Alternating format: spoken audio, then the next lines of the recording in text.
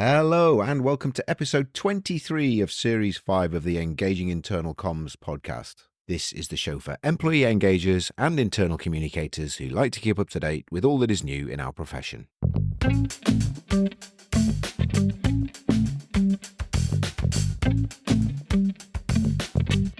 My name's Craig Smith from the Big Picture People.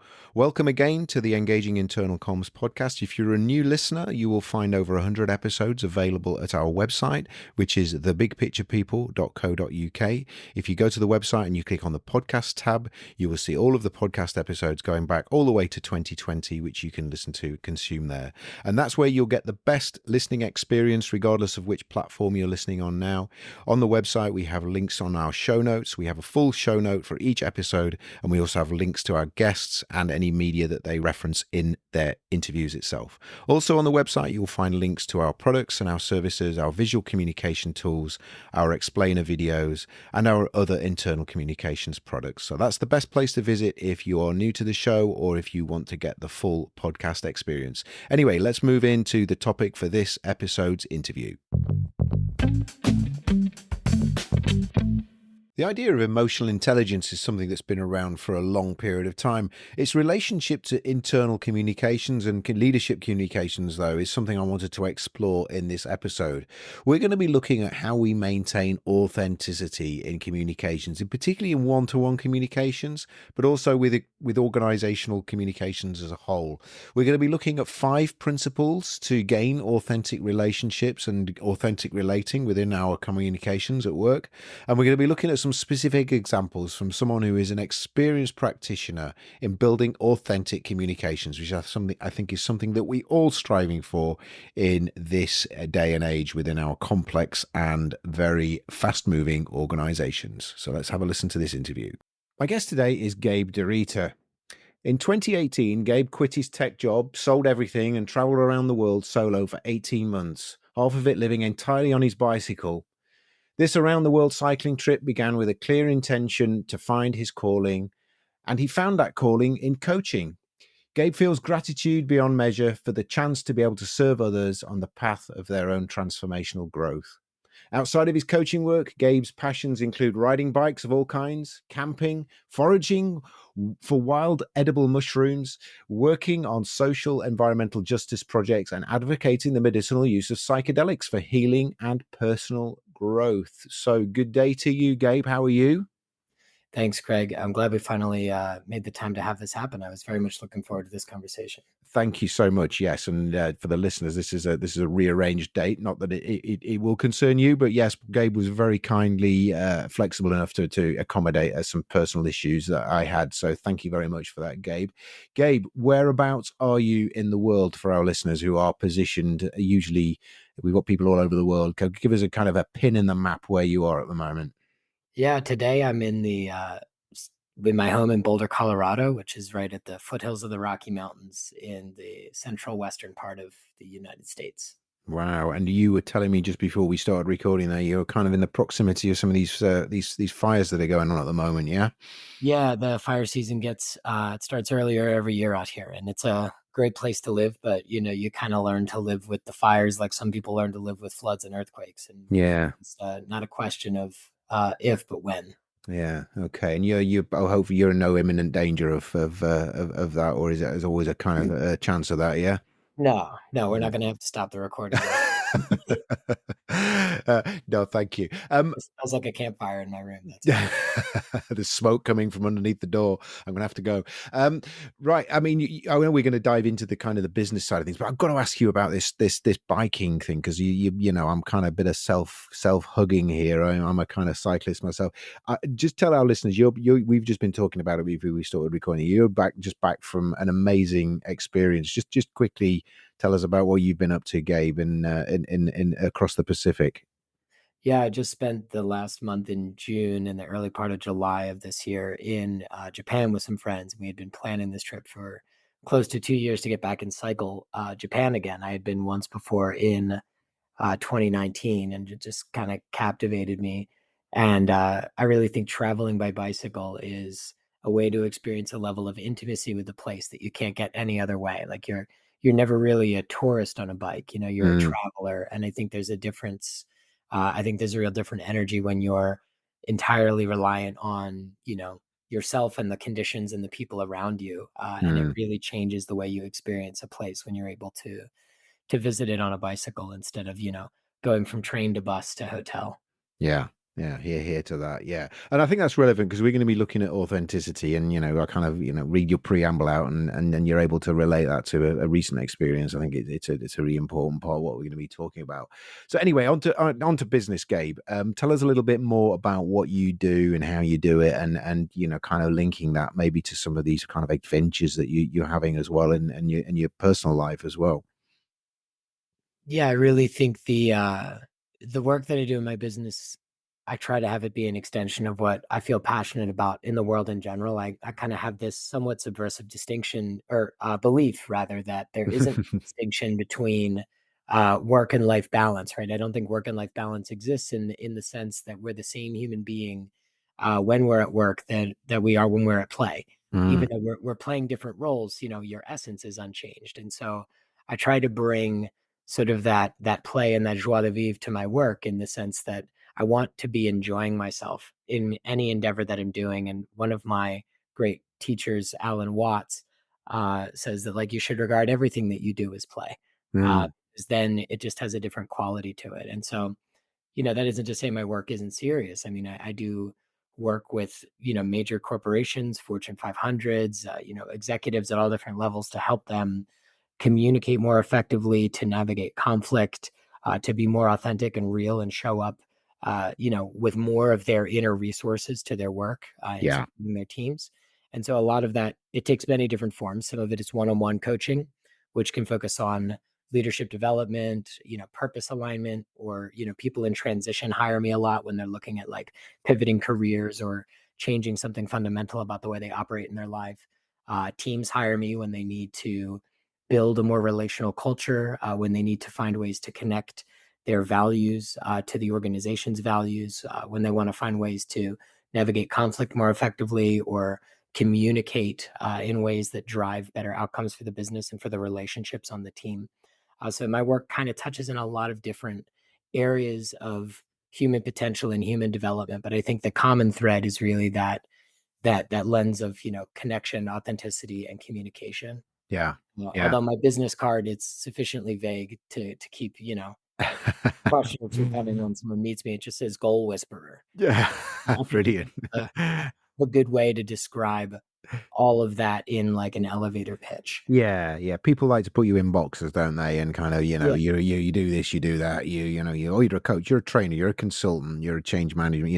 right. It's good to kind of just be, yeah, like you said, not a jack of all trades, but just have that kind of ability to recognize where there's an opportunity to help people. Also, tell them, yeah, I'm not the right person for you in certain contexts as well. So, Yeah, and yeah, I couldn't bear to be associated with, all the baggage that comes with a life coach, right? Especially, like, if yeah, you're using social media, you just think, "Oh, what are you, somebody who lives on a beach in Bali and tells everybody else to want your life?" yeah. Uh, Well, yeah, yeah, there's a yeah. lot of We, negative stereotypes about what coaching is, and I try to do my best to we dispel those myths. Yeah, definitely. See a lot of that, and yeah, I rail against it as well. So yeah, so anyway, I know no, you've kind of said this already, but you're kind of working with leaders and teams, you're kind of building relationships, improving performance. I mean, tell us a little bit more about how that works. And I know, and I appreciate what you've just said there that you probably no two clients are the same, and you're very adaptable and you kind of attuned to tuning in, as it were, to what they need. But tell us a little bit more about the kind of and maybe a typical scenario, obviously respecting confidentiality and not giving too much away in terms of who you're working with. Yeah, I think, a lot of the projects I get most excited about are the ones that really relate to, relationships, I guess. Mm, yeah. When, for example, a company wants to build out a process to bring new hires in. Maybe they bring in like cohorts at a time, and they want, or even better scenario, like it's when you're first promoted into management, like you're now the company's investing in you, and the company is saying, hey, we see your potential, we want to really create a space where you're developing as a leader. They'll Mm, hire me to come in and help build a training program that will help that those new hires learn the people skills that they Yeah. need to excel in management, not the operational excellence or the technical excellence that they're already known for, but how do you build the relational excellence within a growing leadership team Mm, to really make sure that they have that human capacity as well as that technical capacity. It's yeah. building character, not building competence. Yeah. Competence is what got them to that mid-level management position. Character is when it's what's going to get them to that next level of leadership. Yeah. So that's really where I think the sweet spot is for me in terms of supporting organizations, is kind of building out those character and people side qualities of leadership. And a lot of that, it's rooted in effective communication, authentic relating, which we'll talk about a little Yeah. bit. Yeah. Navigating conflict and giving better feedback, being more effective in how we address challenging situations with others. Empathy and attunement and effective listening. And a lot of the more exciting work for me comes in when that also ties to personal purpose and values, because I think that's where my inspiration to start this coaching business began, was my own journey to find purpose and my own journey to like seek deeper meaning in the work that I was doing in the world. And so I think the most successful people that I work with are the ones who are able to tap into that potential within themselves, to be Ab- able to find that place of like, this is meaningful to me because I've been, really dug deep and I've found my own map of meaning in the world, my own system of values, and I'm able to see the connection to that inner source of meaning in the work that I'm doing. mm, When mm. people come to work like that, they're inspired and inspiring to the people around them, and they just enjoy it more too. You know what I mean? Yeah. It's just more fun to do something that you feel like you have a stake in and that you kind of love. Wow. And you found that people in any industry, no matter their job, can find some connection to a deeper root meaning in the work that they do. After we've gone through our process together of really creating a map of those values and understanding that purpose at a deeper level as a foundation for personal and leadership growth. Yeah, I totally agree. I mean, I think when you, again, and I'm sort of totally with you on that. And I think also, I think in terms of when I do a bit of work around resilience with clients as well. And I think one of the first things for me, I always say about building resilience, there are many things you can focus on, but one of them is to kind of really know who you are and what you're good at and what you're striving for in life. Because I think if you have that reference point, that anchor, that kind of North Star, call it what you wish, it makes it easier for you to work out, is this something I'm enduring because it's worth it, because it's what I'm in it, it's my part of my long game, or is it just something that actually tells me that this company or organization has now drifted away from who I am, and I need to maybe look for something else as well. And I think that's a really important part of kind of, particularly with the volatile and uncertain world we live in at the minute. It's a really important attribute to have, and you don't know, I think people just overthink it sometimes. It's about discovering it rather than inventing it. They know what that purpose exists and is there. It just needs to be unearthed. It's not something you need to kind of, it's like going away and creating a vision statement. You need to spend hours sort of wordsmithing it. You just need to kind of dig it up, don't you, and find it and just polish it off and kind of remind yourself what it is sometimes. I do agree that it's a process of excavation, not of construction, particularly when it comes to values. Yeah. Values are already guiding your choices and behaviors, whether you've identified them or not, dear Yeah. listener. Yeah. So they are happening right now. And if you look at the hard choices you make in your life, if you look at the sacrifices you make, if you look at the turns in the road and sort of the choices that you consistently honor around you, that's where you can start to see your values. Yeah. Yeah. And so I think it's worth examining those points to really understand what has shaped you, Yeah. and how. I'm probably going to botch this quote, but I think it's a good one. Mm, Where it's, if you want to understand your your present, look at your past. yeah. If you want to understand your future, look at your present. Yeah. So Yeah. using the choices that you're already making and the choices that you've made to understand the direction you're going, and then making clear which of those choices are aligned with your values and what you want from your life and which are not. Mm, And then closing the gap between what I call the wanting willing gap.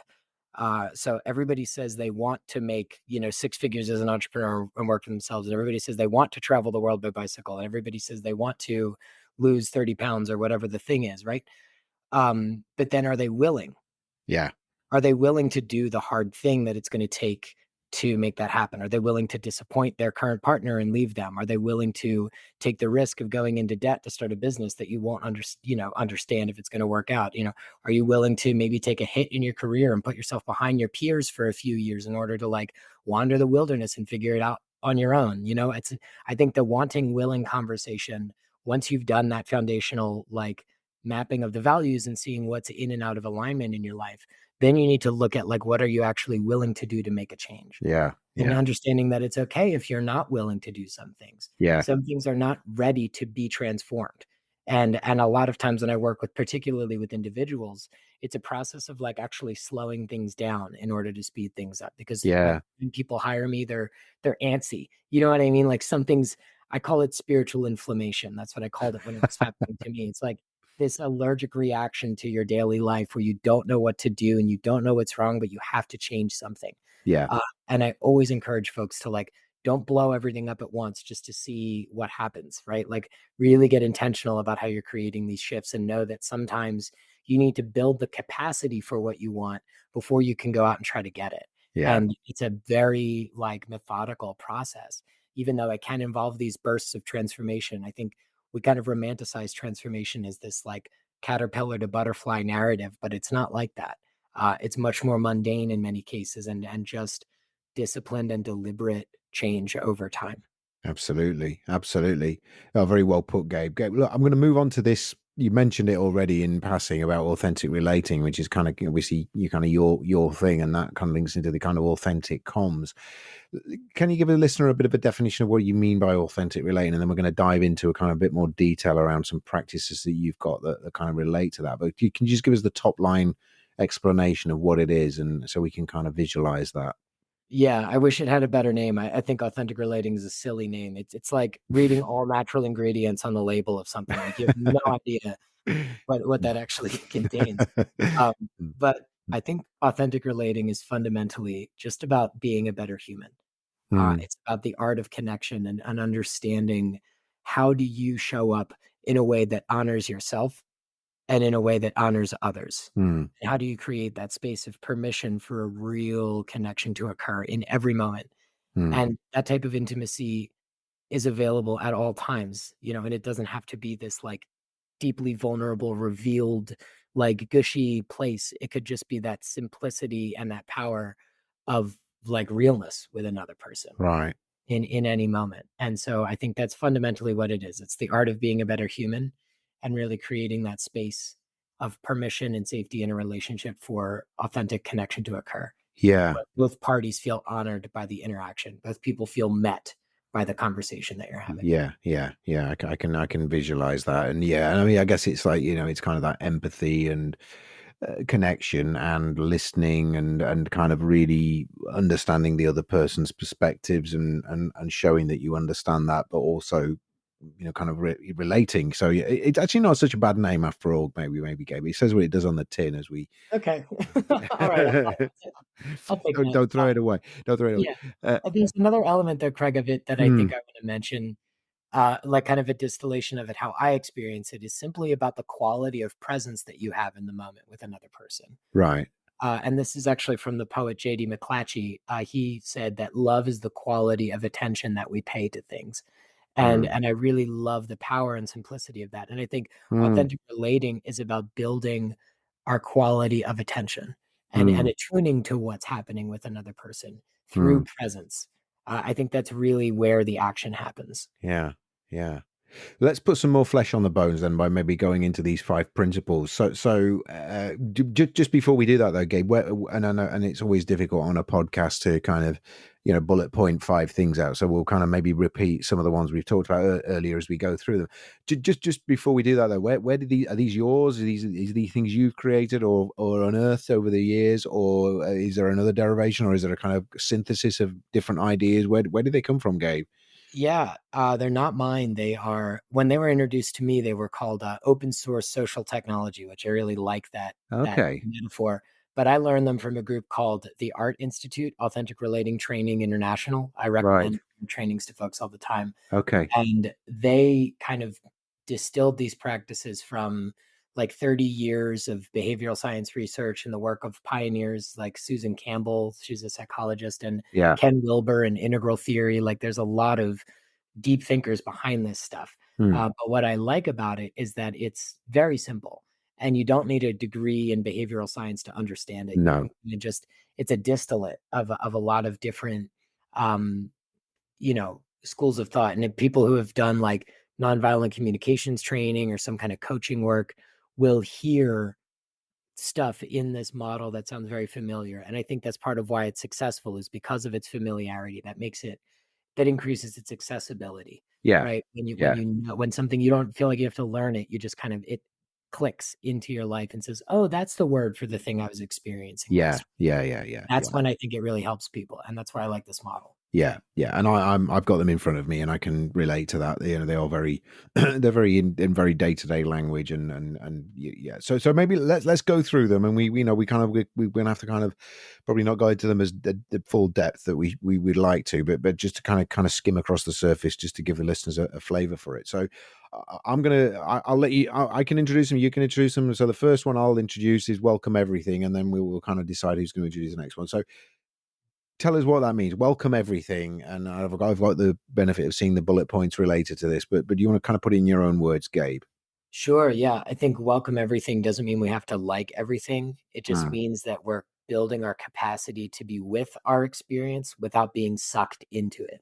mm, And everybody's had this moment where they can feel like they're the observer of their emotions, and then mm. all of a sudden, like, they're just boom, like, instead of like, "Oh, I'm feeling some tension or some anger," it's like, "I'm angry with you, I'm like," Yeah, you're in that raging river of experience, and you don't feel like you have as many choices anymore, like, the blinders are on, and you're in it, and that's yeah, what welcoming everything is building that capacity to remain in the observer seat. And whether positive or negative, you're able to hold your experience in such a way that allows you more choice instead of being sucked into your experience where you're sort of at the whim of the moment and the emotions you're feeling in it. okay. So it's kind of like it's not being dispassionate. It's about kind of just stepping away from that.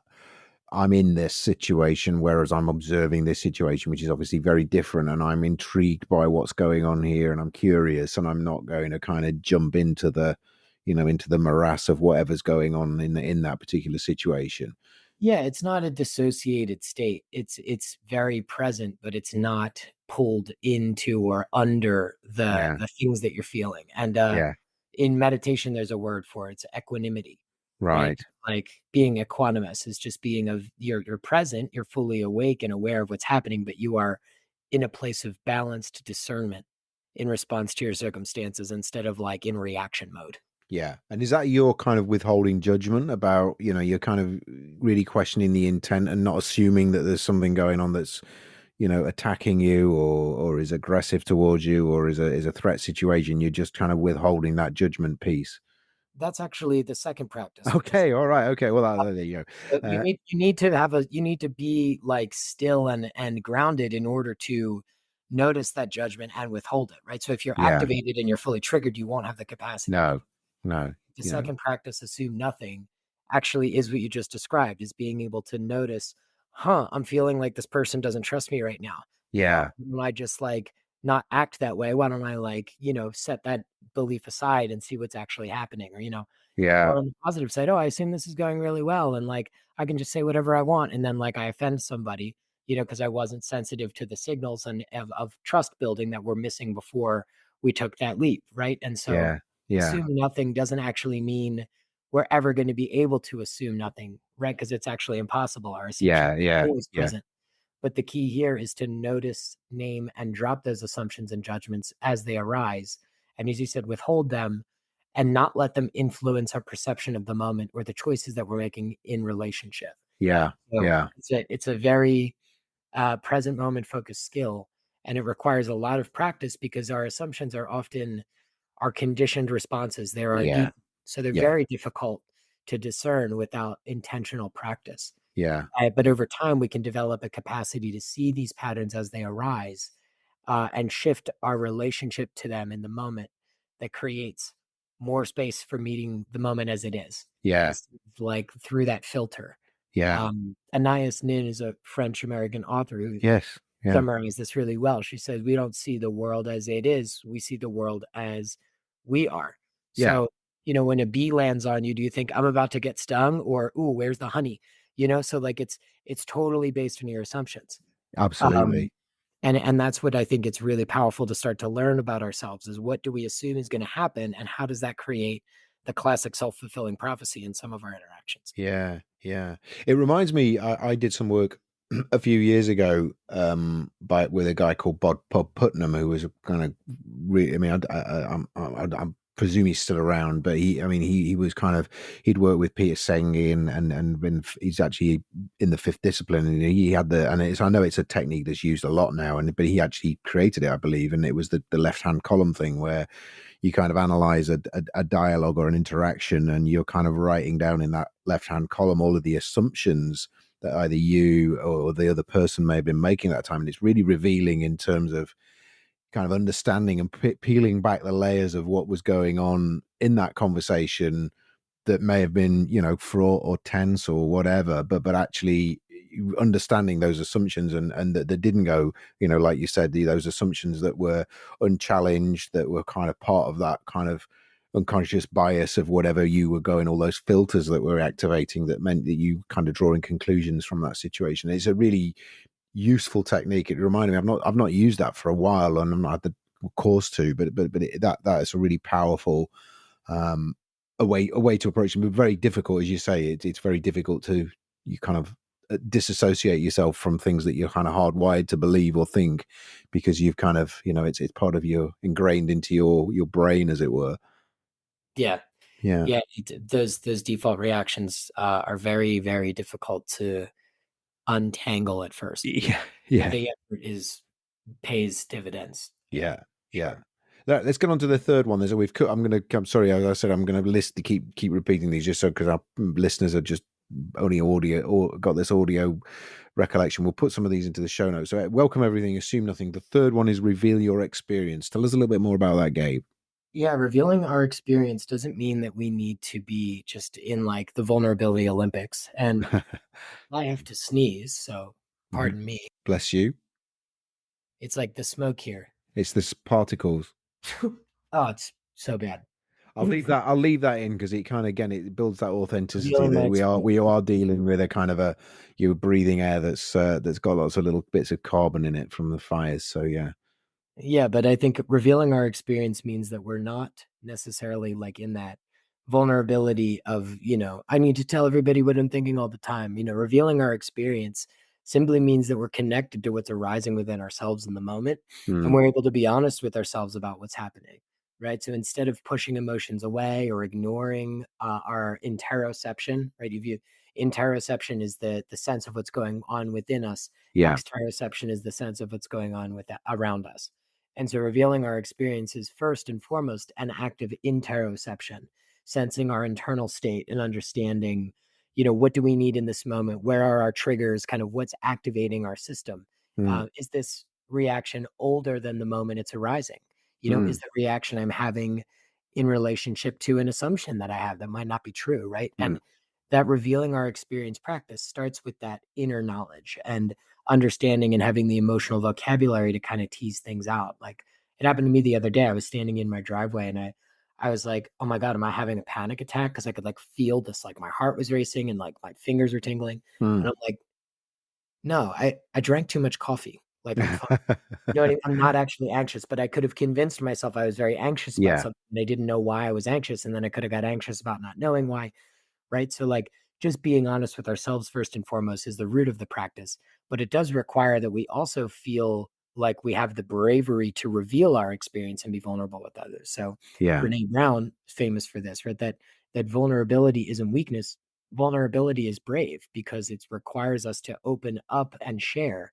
And even in those tiny moments where you hop onto a meeting and somebody says like, "Hey, I might have to ask you to repeat yourself because my kid was sick with the flu last night and I didn't get enough sleep. And I promise I'm trying my best to pay attention. I might ask you guys to double click on something." And everybody in the meeting goes, "Oh man, my kid had COVID last week, or we just finished camp." Like it opens up the room, and all of a sudden, Yeah. humanity and this softness here, instead of that person just like grinning and bearing it and like struggling through and having to come back and ask for the information in an email, right?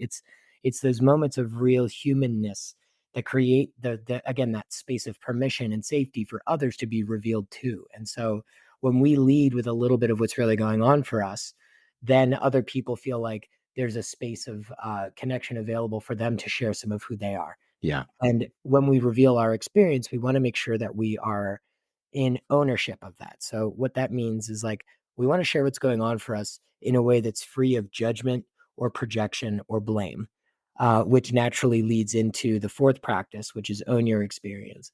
Yeah. And owning Yeah. our experience simply means that we are taking an inventory of all the ways that we're giving our power away, or giving our power away to the things that we blame.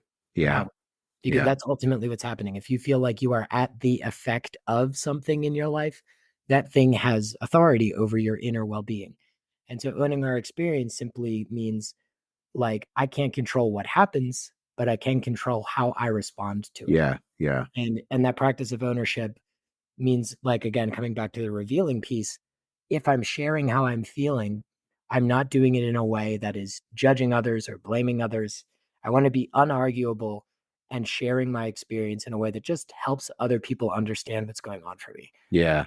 And a Yeah. common example I use is I might say, Craig, I feel like you never listen to me. You always cut me off, and I feel like you just never listen to me. And that's like a judgment of you, right? Yeah. Saying, you never listened to me is just a judgment that I like smuggled into an I statement. I Yeah. feel like you blah, blah, blah. Yeah. Whereas like the owned version of that would be saying, I feel unheard when you cut me off before I finish speaking. Yeah. And so me feeling unheard is like, that's just what's going on for me. Yeah. Yeah. Helping you understand the impact of your behavior on my experience. Yeah, yeah. But I mean, I mean, all of them, all of these relate. Can relate to. This is the one I kind of really strongly relate to. This own your experience, because I mean, partly I'm a big fan of the kind of things like the ladder of accountability and the locus of control, and a lot of this kind of you're probably familiar with Viktor Frankl, and the kind Oh, of yeah. the ultimate choice is how you respond to something, and that's the one thing that nobody can ever take away from you, even in the kind of the darkest situations. So yeah, absolutely. And that ability to reframe something and depersonalize it, because that's the other part of what you did in that kind of example that you gave there. You kind of depersonalize it, which takes out the hostility of the situation. It maintains the curiosity that you've developed earlier, and kind of some of the other principles, and it kind of, I'm observing, I feel unheard in this situation. When we had that interaction, how, what happened there, and why am I feeling that, and how can I feel more heard? It kind of changes the dynamic away from you're just not listening to me, you cut me off, that sort of thing. Right. Yeah, yeah, And I really. like that you called out that depersonalizing thing. I in the way I teach it, I call it that you don't want to center yourself in the No. interaction. So saying you never listen to me, it's like, oh, that's all about my victimhood and my anger in that moment versus I feel unheard. It gives you space to reflect on your behavior, and the attention is still focused on my experience Yeah, in a way that's creating space. It's relational, not confrontational, yeah, yeah, creating a bridge to connection there. yeah. And so if you center yourself by being, welcoming everything, dropping those assumptions, revealing your experience, being grounded in presence, then you don't have to center yourself in the interaction. No. Center yourself so you don't center yourself. Like Yeah. if you're grounded and fully like in your dignity and in your boundaries and in your experience, you don't have to then suck all the oxygen out of the room and like kind of throw all your crap on someone else. Like you have room for that relational space to emerge between you because you're like rooted in who you are, even if it's a difficult experience, and you're even able to share that in a way that doesn't put the other person on their heels and on their defensive. Yeah, yeah. It's able to create and hold tension without making it an attack. Yeah, yeah, absolutely. The example you gave there, where at least you were specific about the behavior, which is, you talked across me there, and I felt, you weren't listening to me.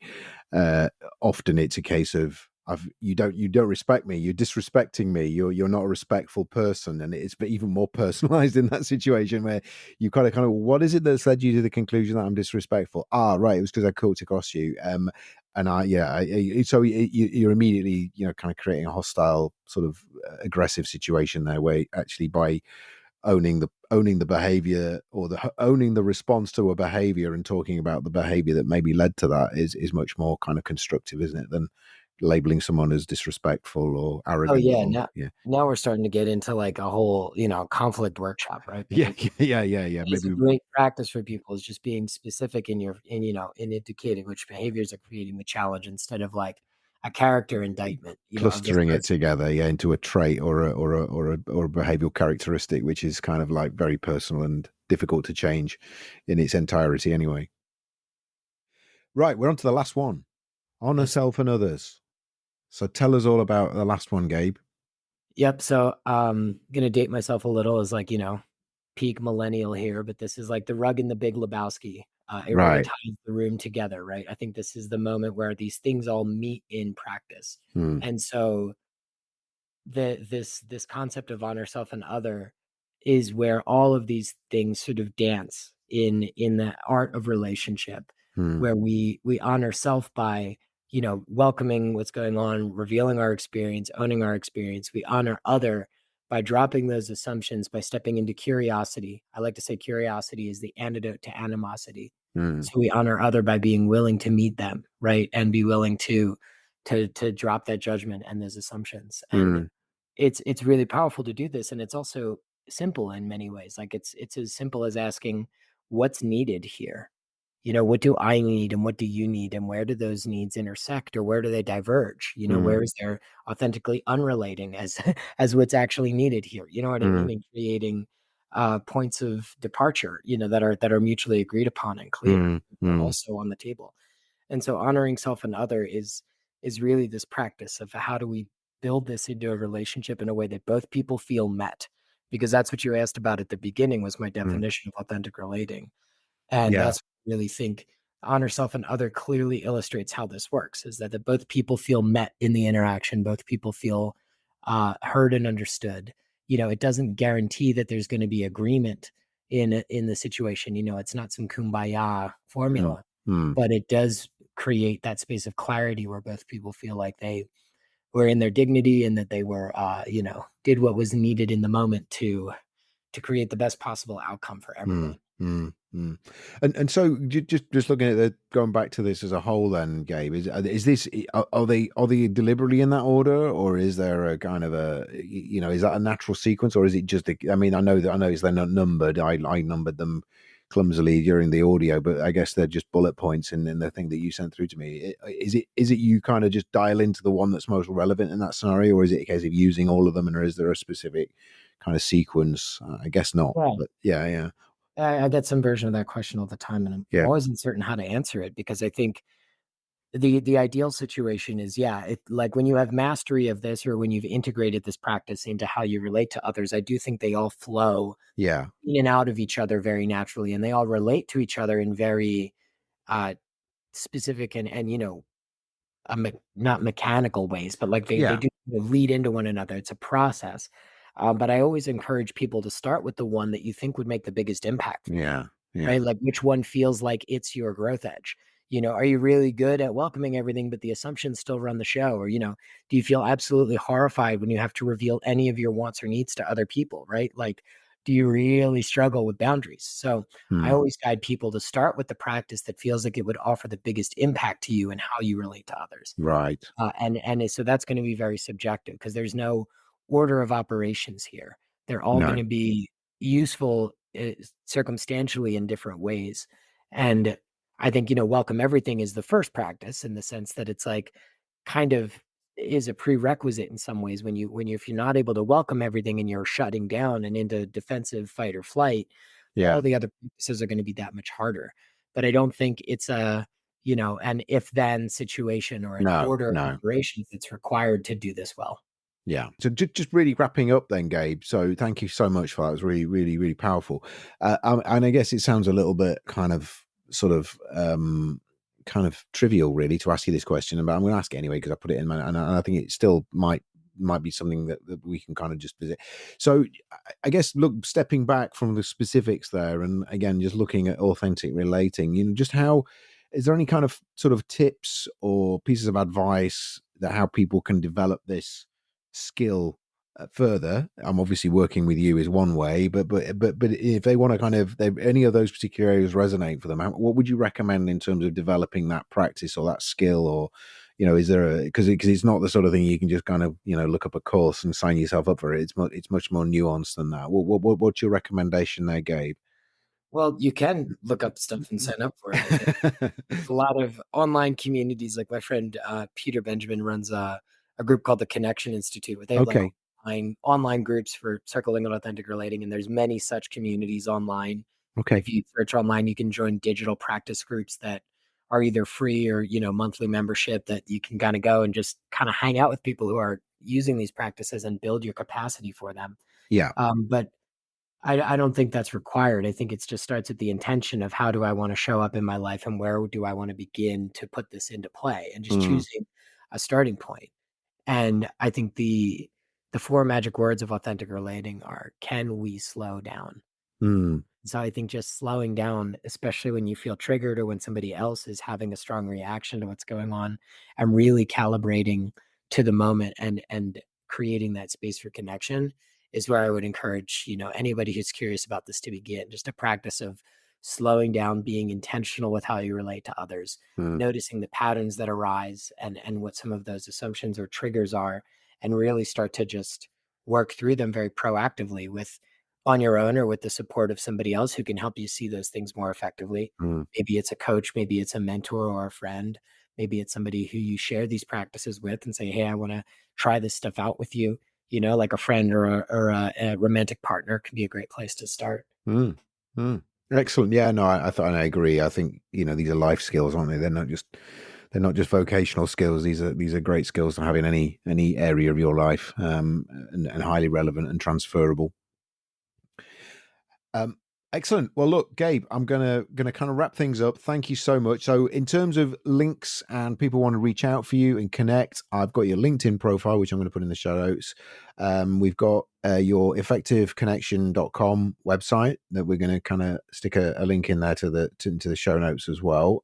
By show notes, what we're saying, listeners, is if you go to the website www.thebigpicturepeople.co.uk, go to the podcast page, find this interview with Gabe DeRita. You'll find in the show notes at the bottom there. We'll have the links that we just mentioned, and I'll also put a link into that PDF, which you'll be able to download from the website, kindly generously provided by Gabe. So, look, what's your next adventure then, Gabe? So you've done Japan. What's the next thing on your list? My father flies into town tomorrow evening, and we're going to take my cousins, nephews, and a whole family crew up to Wyoming for a little backpacking trip. So Oh, beautiful, some guy nice, time in the woods, a little multi-generational backpacking trip is wow. on the agenda for next week. How many days are you doing that for? I will be out for 5 days, I think. Nice. Oh, nice. It's enough to Oh, remind that sounds me wonderful. for a shower and a hamburger. Yeah.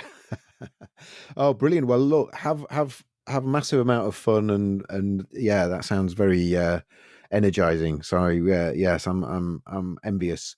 So, but anyway, I'm not envious in a negative way. I'm envious in a very positive way, and reminding me what I should be doing more in my life. So, thank you so much, Gabe. Been brilliant speaking to you. Have fun on that next adventure and all of those to come further down the road. And I'll be hopefully staying in touch with you and finding out more as you progress through them. But thank you so much for your time, your wisdom, your insights, your ideas there, and a really, really interesting and kind of revealing topic. Thank you so much. Thank you, Craig. It's been a real pleasure. Appreciate you making time for the conversation today. My pleasure. Thanks, Gabe. Take care. Bye bye. Ciao. We hope you've enjoyed this episode of the Engaging Internal Comms podcast. If you've got any ideas for episodes you'd like us to cover in future, you can email us at info@thebigpicturepeople.co.uk, or you can use the feedback form at engagingic.com. If you're not already subscribed to the show via your podcast platform, please do so. And if you could leave a review for us, that would be absolutely fantastic. We have links to other episodes at engagingic.com. All of our previous episodes are available there.